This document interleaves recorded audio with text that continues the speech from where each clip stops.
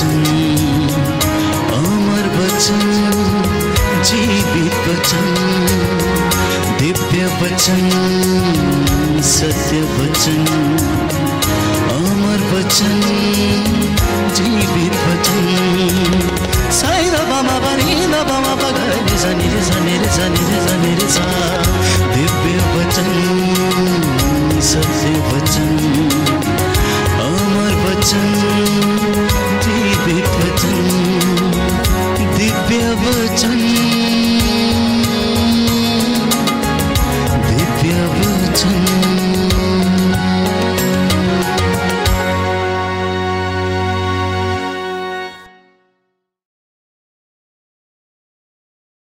सबको जय यीशु की। प्रभु यीशु के पवित्र और सामर्थी नाम में मैं आप सबकी सलामती की दुआ मांगता हूँ। प्रियजनों, आज एक ऐसा विषय जिस पर मैं आपके साथ मनन चिंतन करना चाहता हूँ वो ये है कि ईश्वर की इच्छा क्या है। अक्सर हम लोग ये जानने का प्रयास करते हैं कि ईश्वर हमसे क्या चाहता है, तो बाइबल इसके विषय में क्या कहती है, मैं आज आपके साथ इस पर मनन चिंतन करना चाहता हूँ। थिस्सलुनीकियों का पहला पत्र अध्याय 4 पद संख्या 3 में हम पढ़ते हैं, जहाँ पर ईश्वर की इच्छा के बारे में संत पौलुस हमें बताता है कि ईश्वर की इच्छा ये है कि आप लोग पवित्र बने और व्यभिचार से दूर रहें।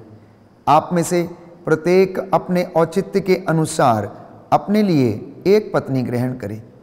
गैर यहूदियों की तरह जो ईश्वर को नहीं जानते कोई भी वासना के वशीभूत ना हो, कोई भी मर्यादा का उल्लंघन ना करे और इस संबंध में अपने भाई के प्रति अन्याय नहीं करे, क्योंकि प्रभु इन सब बातों का कठोर दंड देता है। तो हमने पढ़ा कि ईश्वर दंपतियों से, परिवारों से और व्यक्ति विशेष से किस प्रकार की इच्छा करता है। सबसे पहली इच्छा उस ईश्वर की ये है कि आप लोग पवित्र बने, क्योंकि बिना पवित्रता के कोई भी परमेश्वर के दर्शन नहीं कर सकता है। और कहता है कि गैर यहूदियों की तरह जो ईश्वर को नहीं जानते आप लोग इस प्रकार का आचरण ना करें, क्योंकि आप लोगों को मसीह के विषय में, उनकी सेवकाई के विषय में, उनके बलिदान के विषय में, उनके त्याग के विषय में, उनके प्रेम के विषय में सब कुछ समझाया गया है।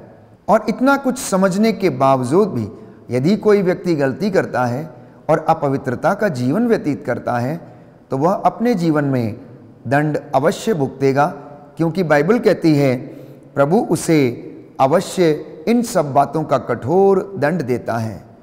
आगे संत पौलुस लिखता है, क्योंकि ईश्वर ने आपको अशुद्धता के लिए नहीं बुलाया है, उसने आपको पवित्रता के लिए बुलाया है। क्योंकि वो पवित्र है इसलिए परमेश्वर ये कहता है कि तुम मेरे लिए पवित्र बनो।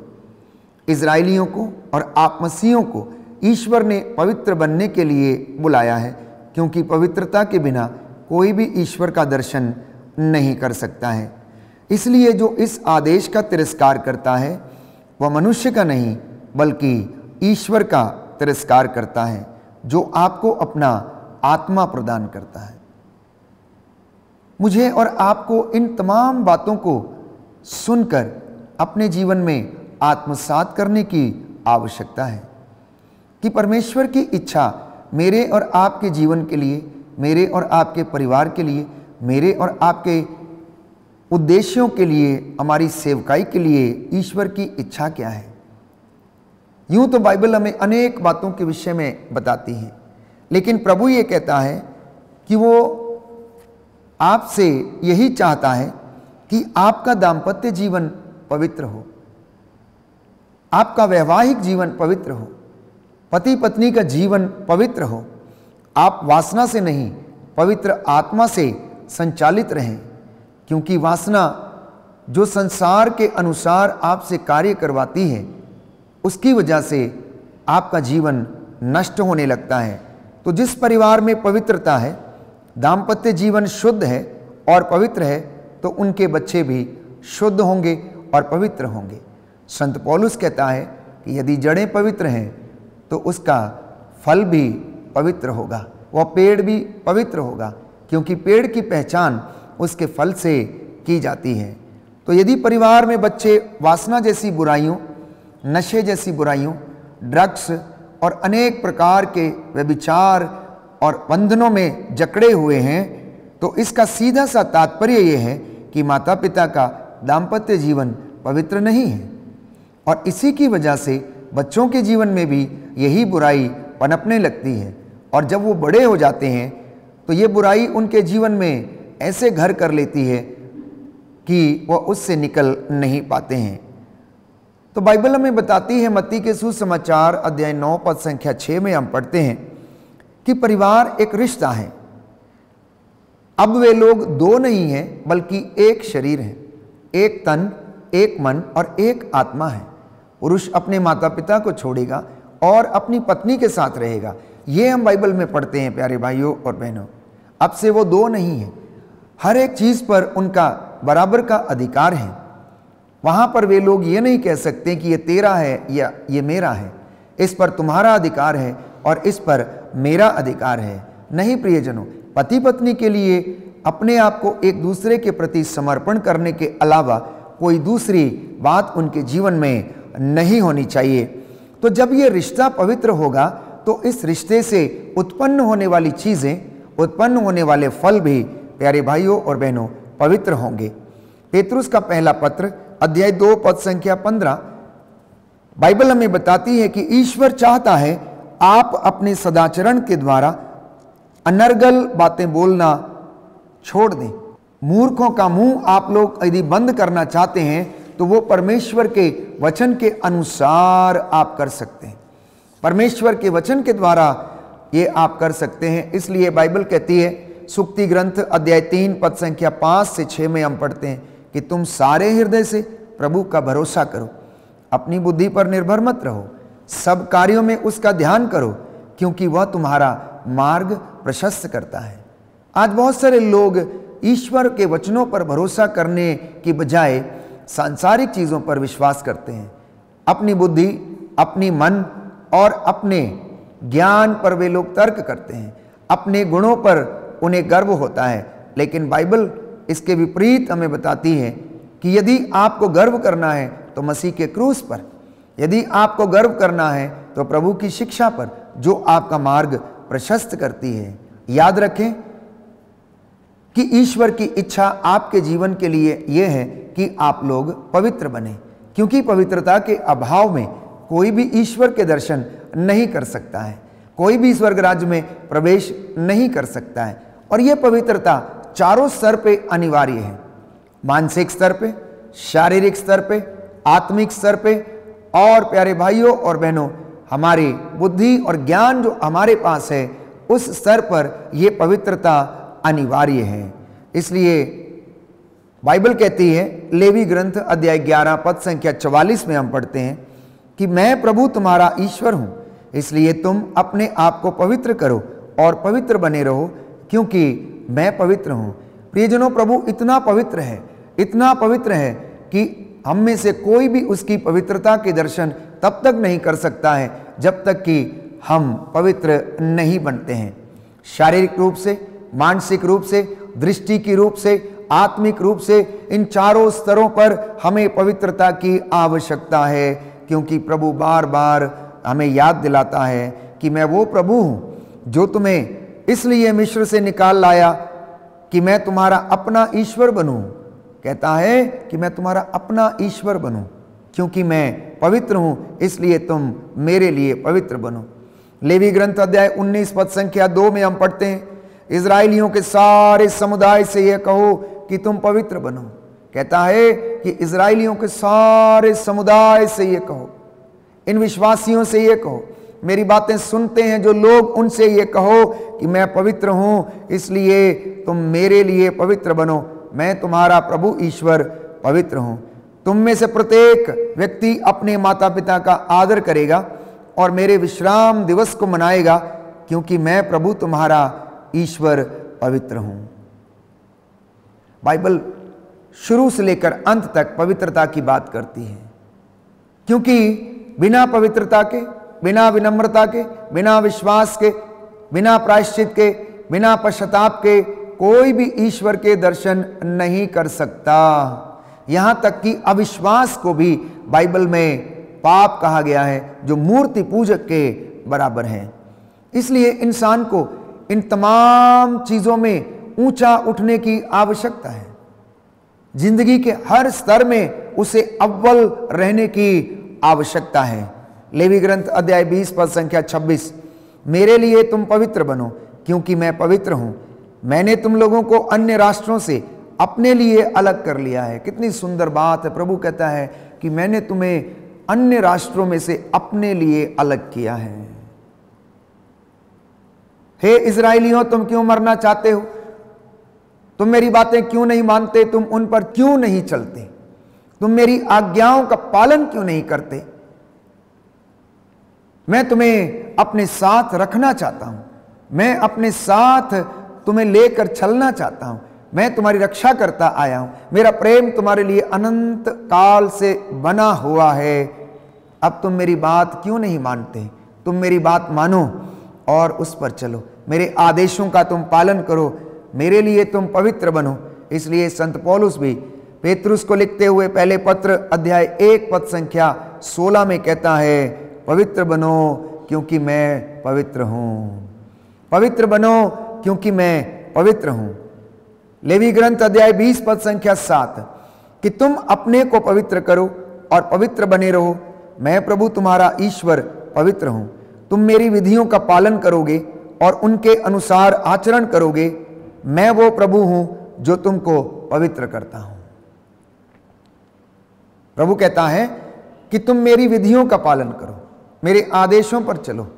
मैं वो प्रभु हूं जो तुम्हें चंगा करता हूं, मैं वो प्रभु हूं जो तुम्हें सामर्थ्य देता हूं, मैं वो प्रभु हूं जो तुम्हारे आगे आगे चलता हूं, मैं वो प्रभु हूं जो तुम्हें पवित्र करता हूं।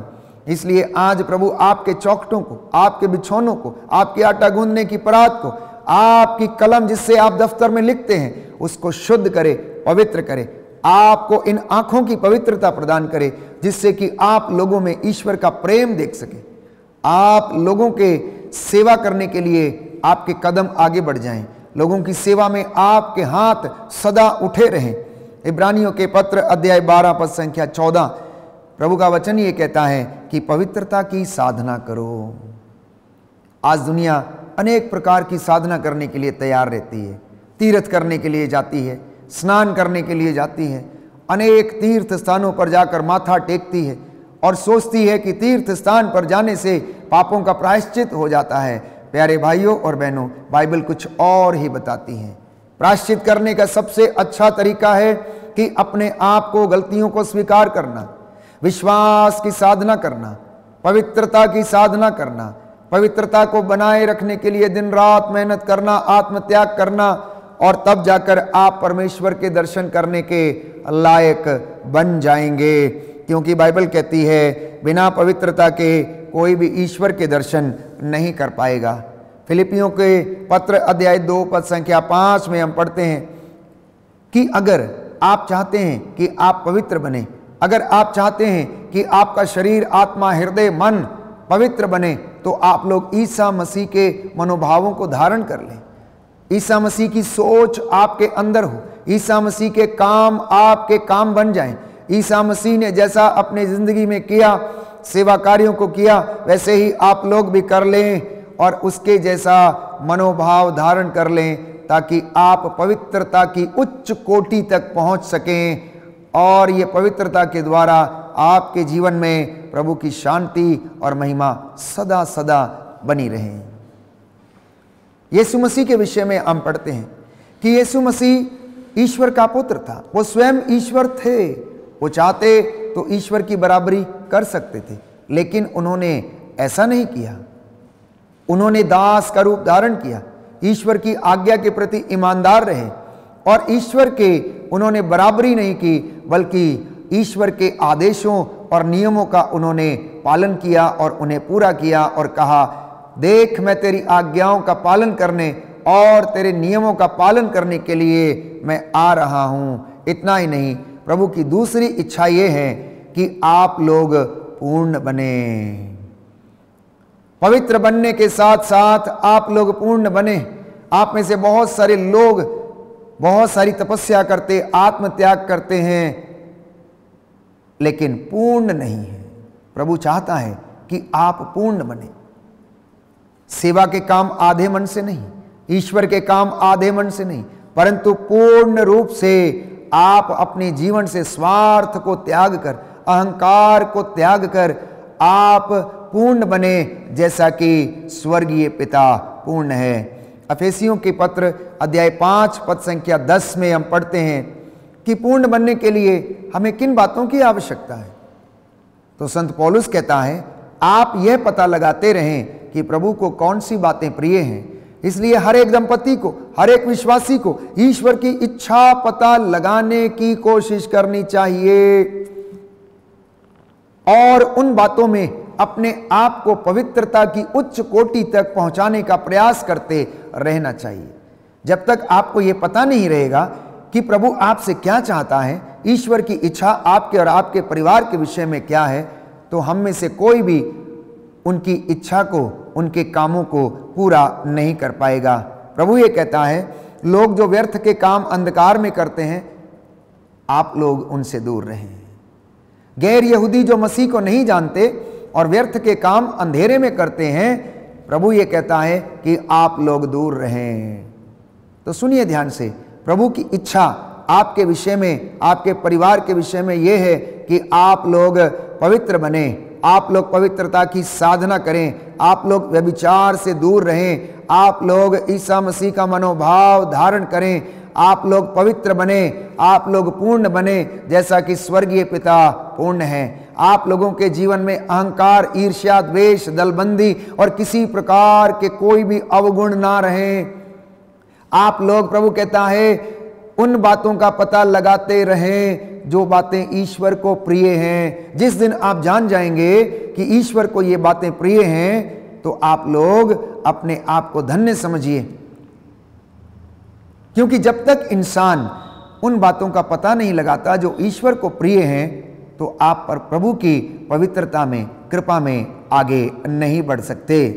तो एफेसियों के पहले पत्र अध्याय 1 पद संख्या 4 में हम पढ़ते हैं कि उसने संसार की सृष्टि से पहले मसीह में हमको चुना है, जिससे कि हम मसीह से संयुक्त होकर उसकी दृष्टि में पवित्र तथा निष्कलंक समझे जाएं।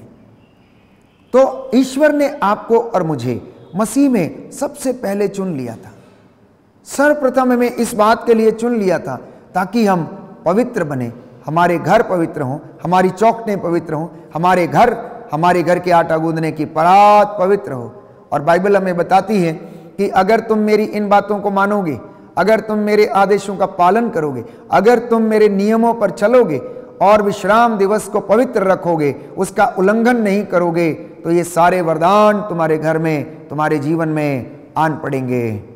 नगर में तुम्हारा कल्याण होगा, देहात में तुम्हारा कल्याण होगा, तुम्हारी आटा गूंदने की परात, तुम्हारी भेड़ बकरियां और उनके बच्चों तक को ईश्वर आशीर्वाद प्रदान करेगा। ये उसका वादा है।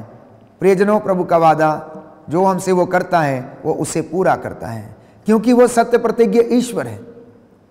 वो अपने वादों का सच्चा है, वो कभी भी अपने वादे से नहीं मुकरता। संत पौलुस कहता है, हम भले ही मुकर जाएं, लेकिन ईश्वर कभी भी अपने वादे से नहीं मुकरता है। इसलिए आज इस वचन को सुनने और समझने की कोशिश करें। पवित्रता हमारे जीवन में और कई ऐसे काम हैं जिन्हें करने पर आती है। परमेश्वर के 10 हुक्म हमें दिए गए हैं। एक ईश्वर है, उसकी आराधना करो, उसको छोड़कर दूसरे की आराधना मत करो।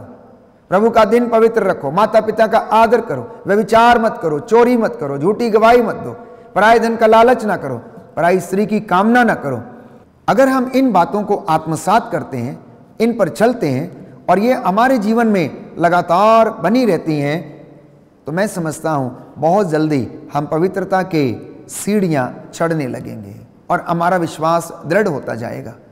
तो प्रियजनों, इस पवित्रता में बने रहने के लिए हमें त्याग करने की आवश्यकता है।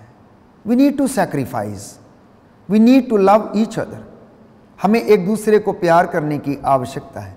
प्रभु के इन वचनों को अपने जीवन में और परिवार में नित्य प्रतिदिन मनन चिंतन करके आत्मसात करने की आवश्यकता है, क्योंकि मसीह लोग विशेष लोग हैं, साधारण लोग नहीं हैं।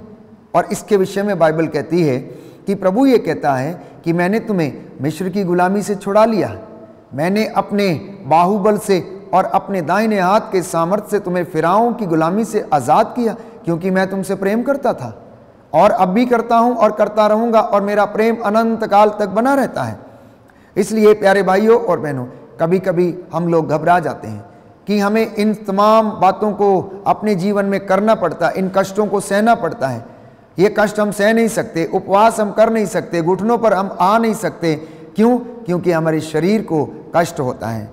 तो बाइबल ये कहती है, प्रकाशना ग्रंथ अध्याय 2 पद संख्या 10, तुम्हें जो कष्ट भोगना होगा उससे मत डरो। शैतान तुम्हारी परीक्षा लेने के लिए तुम लोगों में से कुछ को कैद में डाल देगा और तुम लोग 10 दिनों तक संकट में पड़े रहोगे। तुम मृत्यु तक ईमानदार बने रहो और मैं तुम्हें जीवन का मुकुट प्रदान करूंगा। क्योंकि प्रभु ये कहता है, वो मुकुट जो अनश्वर है, वो मुकुट जो महिमा का मुकुट है, उसे कोई छीन नहीं सकता, वो कभी नहीं मुरझाता है। मैं तुम्हें वो महिमा का मुकुट प्रदान करूंगा। बस तुम मेरे साथ संकट में साथ देते रहो, तुम मेरे लिए पवित्र बने रहो, तुम मेरे लिए ईमानदार बने रहो, तुम मेरे प्रति वफादार रहो, मेरे नियमों का पालन करो, आदेशों का और विधियों का, निषेधों का पालन करो, और जिससे कि तुम और तुम्हारा परिवार उन्नति पाए, तुम्हारा घराना मुक्ति पाए, तुम्हारा परिवार उद्धार पाए, और ये वचन आपके जीवन में 100 गुना फल लाए।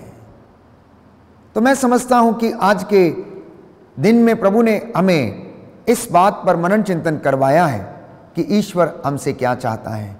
पवित्रता, विनम्रता और विश्वास से परिपूर्ण होना और परमेश्वर के जैसे बनना, ईसा का मनोभाव धारण करना, ये ईश्वर की इच्छा है।